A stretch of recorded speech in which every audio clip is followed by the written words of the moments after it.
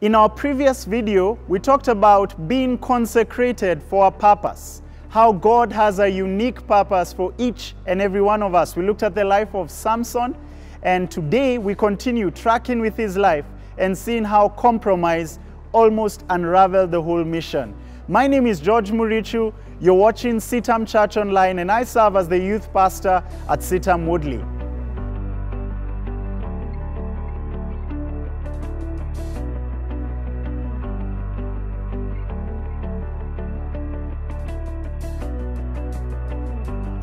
Compromise, that's what we're talking about today. And we're drawing lessons from the life of this hero called Samson. Samson's story reads like a movie. It's action-packed. It's the kind of stuff that really you see on big screen. Front and center there with 3D glasses. You know, that's the kind of story we see in Samson. Samson's birth was announced by angels, by actually the angel of the Lord. And he had a clear mission. He had been told basically that he was to begin the deliverance of the nation of Israel from Philistines. And his parents had been given specific instructions about his life. Samson, for instance, was never to take any wine. He was to take no strong drink. He was to eat nothing unclean. And basically, he was to be a Nazarite from the womb to the day of his death. That speaks to me of a life of consecration, being set apart, a life that is holy unto the Lord. That's the kind of life that Samson was meant to live. But if we jump a few chapters, a few verses into Judges chapter 14, we see that Samson begins a life of quiet compromise and how that militates against God's mission in his life. And today, that's really what I want to share with us, that compromise undermines God's mission in our lives.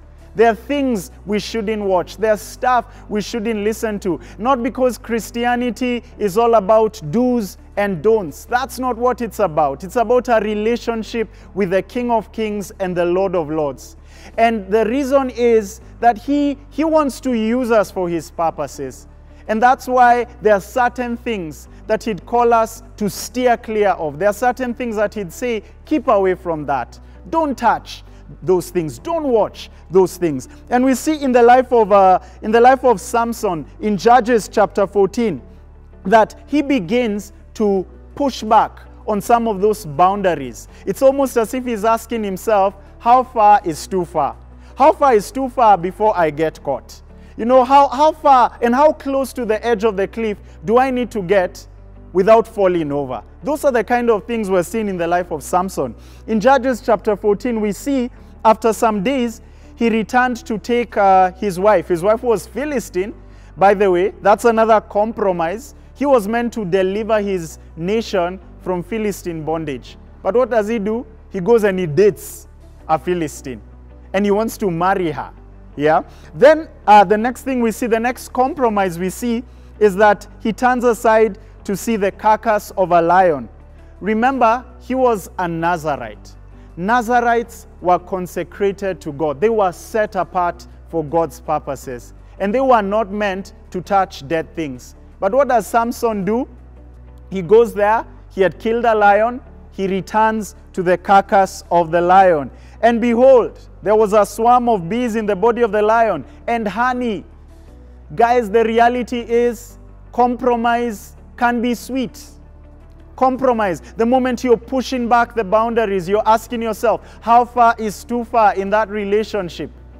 Compromise is sweet. But compromise has a cost.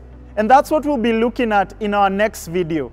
So I'd like you to send in your questions regarding compromise as you see the life of Samson, as you see him pushing back on some boundaries, you know, trying to see, I can do this and I won't land myself into trouble. I can heap coals on my laps without getting burnt.